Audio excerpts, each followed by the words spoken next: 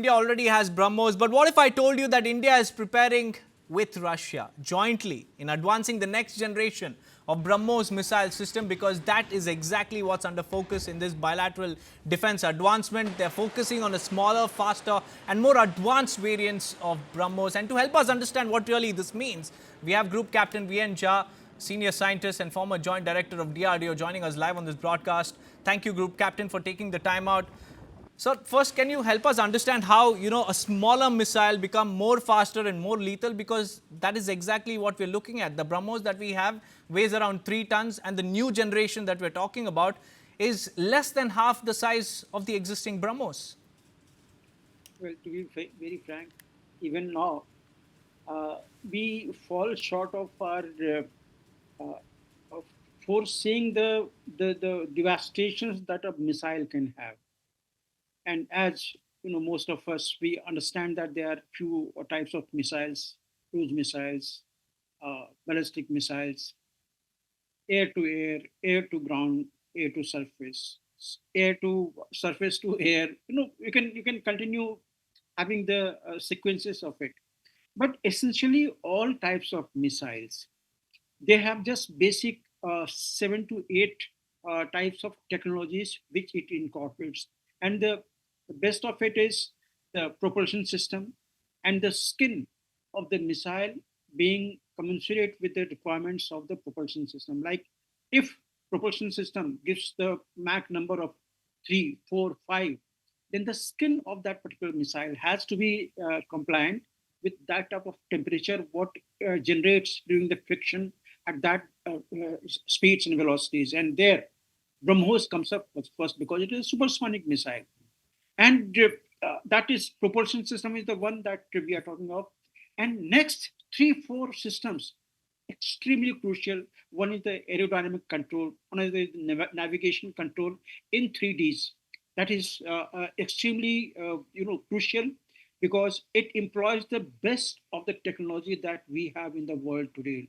It employs laser ring technologies, inertial navigation system, and so on. So that is one system which is going on that keeps on upgrading every 5 to 7 years, and that upgradation also goes into these missile systems as far as the aerodynamic and navigation control is there.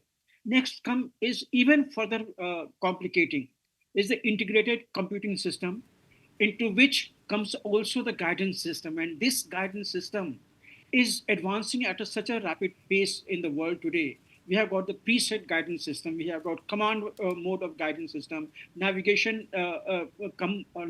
guidance system, beam rider, homing, composite, hybrid. You can continue naming the type of guidance system that it has got. And last thing comes up is the target acquisition and payload delivery.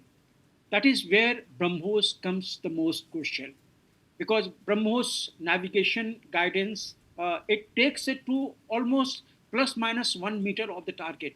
And you know that with the type of the warhead that is there in the BrahMos, 1 meter is nothing.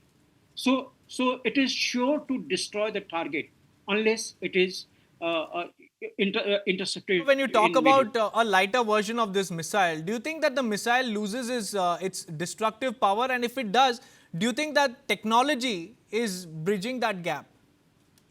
Well, that I thought I'll give you the briefing of the various systems, which will now understand you better what I'm now going to tell you now. Okay. Most of the missiles, the weight is because of its propulsion system. Okay. And if we have got a sleek missile like BrahMos, the air version of the latest BrahMos, the first version of the BrahMos, we had about 190 kilometers of the range.